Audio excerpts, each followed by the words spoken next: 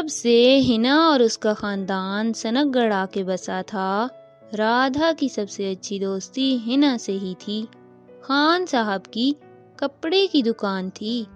ہنا اسکول کے بعد جب کھیلنے کے لیے باغ آتی، اس نے بہت خوبصورت رنگوں اور ڈیزائن کی فراکس پہنی ہوتی تھیں۔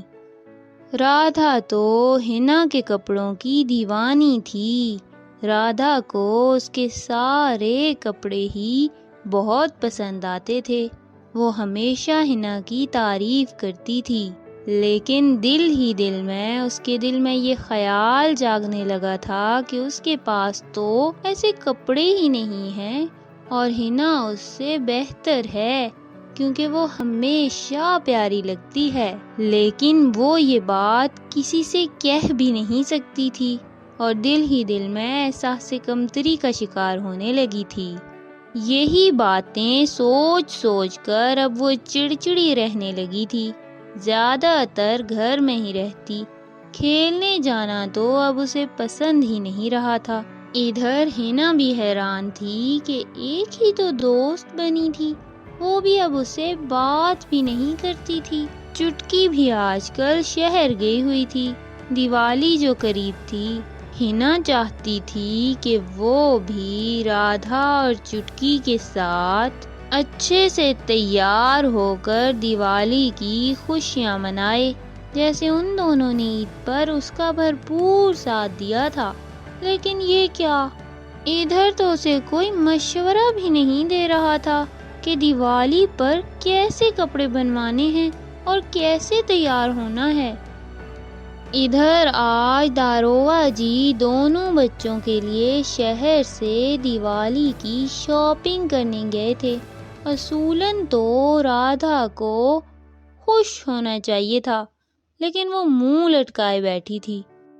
ایسا نہیں تھا کہ اسے داروغہ جی کے لائے کپڑے پسند نہیں تھے، لیکن وہ اس بار کپڑے ہنا جیسے لینا چاہتی تھی۔ ادھر ددو اور چٹکی بھی دیوالی کے لیے سب کی شاپنگ کر کے ابھی ہی لوٹے تھے۔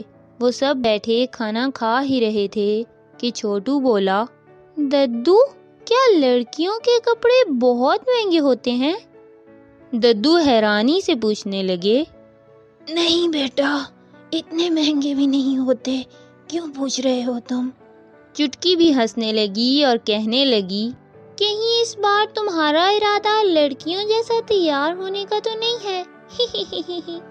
چھوٹو کہنے لگا، مجھے لگتا ہے داروغہ جی کی پتنی رادھا کو اچھے کپڑے اور جوتے لے کر نہیں دیتی۔ آج کل وہ دیوالی کے کپڑوں کے لیے بہت پریشان رہتی ہے۔ چٹکی فوراً بولی، نہیں تو داروغہ جی آج ہی ہمارے ساتھ واپس آئے ہیں، شہر سے وہ رادھا کے لیے بہت خوبصورت ساڑی بنوا کر لائے ہیں۔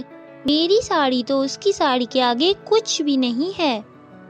یہ سن کر چھوٹو کہنے لگا، اچھا تو آج اگر رادھا کے کپڑے آ گئے ہیں تو وہ خوش ہو گئی ہوگی اب۔ اس کے بعد وہ سب خوشی خوشی اپنے کپڑے دیکھنے لگے۔ چٹکی اور ددو اس بار پھر ان کے لیے ایک جیسے کپڑے لے آئے تھے، بس رنگ مختلف تھے۔ کچھ ہی دیر بعد وہ دونوں رنگوں کی لڑائی کرتے نظر آئے۔ یہ رنگ میں لوں گا، نہیں میں لوں گا۔ ددو اور چٹکی بیٹھے انہیں دیکھ کر ہنستے رہے۔ ان دونوں کی لڑائی بہت دیر تک چلتی رہی اور آخر کار سفید رنگ کی شرٹ ڈھولو نے اور کالے رنگ کی شرٹ چھوٹو نے لے لی۔ ہر بار ایسا ہی ہوتا تھا، چھوٹو اپنی بات منوا کر ہی دم لیتا تھا اور آخر میں ڈھولو بھی مان ہی جاتا تھا۔ ددو اور چٹکی بس انہیں دیکھ کر ہنستے رہے۔ ادھر داروغہ جی کپڑوں کا تھیلا اٹھائے بہت خوشی سے دروازے سے اندر داخل ہوئے۔ داروغہ جی کی بیگم نے خوشی سے مولو کو کپڑے پہنانا شروع کر دیے تاکہ ناپ چیک کر سکیں۔ داروغہ جی بولے، رادھا جاؤ تم بھی کپڑوں کا ناپ کرو، ایسا نہ ہو دیوالی کے دن تمہیں کپڑے بڑے یا چھوٹے ہوں۔ رادھا بولی، پورے ہی ہوں گے، میں دیوالی کے دن ہی پہنوں گی۔ داروغہ جی تو رادھا کے لیے اپنی طرف سے بہت خوبصورت کپڑے لائے تھے، لیکن انہوں نے محسوس کیا جیسے رادھا پہلے کی طرح کپڑے دیکھ کر بالکل بھی خوش نہیں لگ رہی، نہ ہی وہ پہلے کی طرح جوتے بار بار پہن کر دیکھ رہی تھی، لیکن وہ بھی خاموش رہے کیونکہ وہ جانتے تھے کہ رادھا تو بتائے گی بھی کچھ نہیں۔ دوسرے دن چٹکی کو اسکول جاتے ہوئے ہنا نظر آئی۔ ہنا چٹکی کو دیکھ کر بولی، واہ چٹکی، آپ واپس کب آئی ہیں؟ چٹکی بولی، میں کل شام ہی واپس آئی ہوں، میں بہت ہی سندر کپڑے لائی ہوں، تم آج شام آؤ گی نا کپڑے دیکھنے؟ ہنا شرماتے ہوئے بولی، جی میں ضرور آؤں گی، رادھا کے بھی کپڑے آنے تھے، میں جاؤں گی، کیا پتا اس کے بھی آ گئے ہوں۔ چٹکی بولی، ہاں کل داروغہ جی اس کے بھی کپڑے لے آئے تھے، پھر دونوں مل کر اس کے کپڑے دیکھنے بھی جائیں گے۔ تمہارے گھر مہندی بھی ہے نا، تم مہندی لیتی آنا، ہم مل کر مہندی بھی لگائیں گے، استانی جی سے لگوانے جائیں گے۔ یہ سن کر تو ہنا کی آنکھیں چمکنے لگیں اور وہ ہاں میں اشارہ کرتے ہوئے خوشی خوشی وہاں سے چلی گئی۔ جوں ہی شام ہوئی، ہنا اپنے کپڑے لے کر چٹکی کے گھر جانے کو تیار تھی۔ اس نے سوچا رستے میں رادھا کو بھی ساتھ ہی لیتی جاؤں گی۔ جیسے ہی وہ داروغہ جی کے گھر کے دروازے کے پاس پہنچی، اسے اندر سے رادھا کے رونے کی آوازیں آ رہی تھیں۔ اس نے سوچا مجھے اندر نہیں جانا چاہیے، رادھا شرمندہ ہو جائے گی۔ یہی سوچتے ہوئے وہ آگے چلی گئی اور چٹکی کے گھر پہنچ گئی۔ چٹکی نے تو اس کے کپڑے دیکھ کر خوب تعریف کی اور اپنے کپڑے بھی اسے دکھانے لگی۔ اتنے میں چھوٹو بھی آ گیا۔ یوں لگ رہا تھا جیسے اسے کسی بات کا غصہ ہو یا وہ کسی بات سے بہت پریشان ہو۔ ہنا سے کہنے لگا، ہنا میری بات سنو ذرا، کیا تمہارے کپڑے کوئی خاص درزی بناتا ہے جسے ہم کپڑے نہیں بنوا سکتے؟ یہ سن کر تو ہنا بوکھلا گئی اور جلدی سے بولی، نہیں نہیں، میری اماں ہی بناتی ہیں، ان کا نام خاص درزی تو نہیں ہے، ان کا نام تو لیلا ہے۔ یہ کہتے ہوئے ہنا دوبارہ سے شرمانے لگی۔ یہ سن کر چھوٹو خاموشی سے کھیلنے لگا۔ ہنا باتوں ہی باتوں میں چٹکی سے بولی، چٹکی مجھے اس بار تمہارے جیسے کپڑے لینے تھے، تم اور رادھا ایک جیسے کپڑے پہنو گے، میرے کپڑے ہمیشہ مختلف ہوتے ہیں۔ چھوٹو فوراً سے بولا، تو اس میں کیا مسئلہ ہے، تم جا کر رادھا سے کپڑے بدل لو، اس کے تم لے لو اور اپنے اسے دے دو۔ ہنا بولی، وہ کیوں، کیا اسے بھی اپنے کپڑے پسند نہیں آئے؟ یہ سن کر چھوٹو ہاں میں سر ہلانے لگا۔ ہنا بولی، ہاں میں ان کے دروازے کے سامنے سے گزر رہی تھی، تب وہ رو بھی رہی تھی اور ضد بھی کر رہی تھی، کیا یہی وجہ ہے؟ وہ اسکول بھی نہیں آتی آج کل، آئے تو مجھ سے بات بھی نہیں کرتی۔ چھوٹو بولا، اسے اپنے کپڑے پسند نہیں ہیں، لیکن وہ اس دیوالی پر تمہارے جیسے کپڑے لینا چاہتی تھی، اسی لیے ضد کر رہی ہے۔ داروغہ جی اسے سمجھا رہے تھے کہ اگلی بار تمہارے جیسے کپڑے دلا دیں گے، پر وہ مان ہی نہیں رہی۔ ہنا بولی، ہم دونوں کا ناپ تو ایک ہی ہے، چلو ہم رادھا کے گھر جا کر اسے کپڑے بدلنے کی بات پر منا لیتے ہیں۔ یہ سن کر تو چھوٹو اور چٹکی خوشی خوشی اس کے ساتھ چل پڑے۔ انہوں نے سارا سامان باندھا اور رادھا کے گھر کی طرف جانے لگے۔ چٹکی تو اسی بات پر خوش تھی کہ ہنا کے پاس مہندی بھی تھی، اس کے بعد وہ استانی جی کے گھر جائیں گی اور مہندی لگوائیں گی۔ کچھ ہی دیر بعد وہ تینوں رادھا کے گھر موجود تھے، لیکن رادھا انہیں اداس بیٹھی نظر آئی۔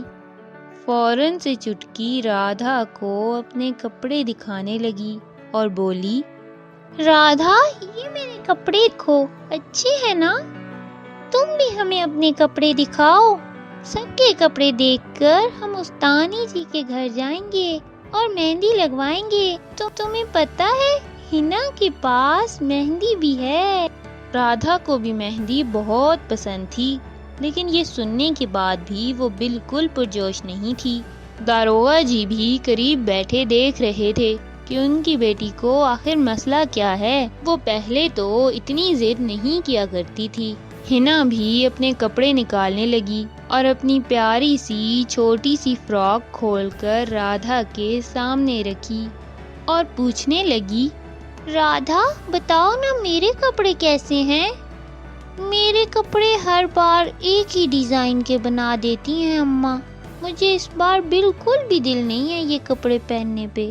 ہنا کے کیوٹ سے کپڑے دیکھ کر رادھا کی آنکھیں تو پہلے ہی چمک رہی تھیں۔ وہ فوراً سے بولی، نہیں نہیں، تمہارے کپڑے تو ہر بار بہت اچھے ہوتے ہیں، مجھے ہر بار تمہارے کپڑے بہت پسند آتے ہیں، چلو میں بھی تمہیں اپنے کپڑے دکھاتی ہوں۔ یہ کہتے ہوئے وہ فوراً سے اپنی ساڑی اٹھا لائی۔ ہنا کو ساڑی دیکھتے ہی بہت پسند آئی اور وہ فوراً سے بولی، رادھا تمہیں میرے کپڑے پسند ہیں اور مجھے تمہارے، کیوں نہ ہم اپنے کپڑے ایک دوسرے سے بدل لیں؟ تم دیوالی پر میرے کپڑے پہننا اور میں تمہارے پہنوں گی۔ یہ سن کر داروغہ جی بھی مسکرانے لگے اور رادھا تو خوشی سے چہک اٹھی۔ ہاں مجھے تمہارے کپڑے بہت پسند ہیں، چلو ہم بدل لیتے ہیں۔ لیکن کیا تمہیں لیلا اماں ڈانٹیں گی نہیں کہ کیوں تم نے کپڑے بدل لیے ہیں؟ ہنا بولی، نہیں نہیں اماں تو کچھ بھی نہیں بولیں گی۔ داروغہ جی نے بھی ان دونوں کو کپڑے ایکسچینج کرنے کی اجازت دے دی۔ کچھ ہی دیر بعد وہ دونوں کپڑے پہن کر ناپ چیک کر رہی تھیں۔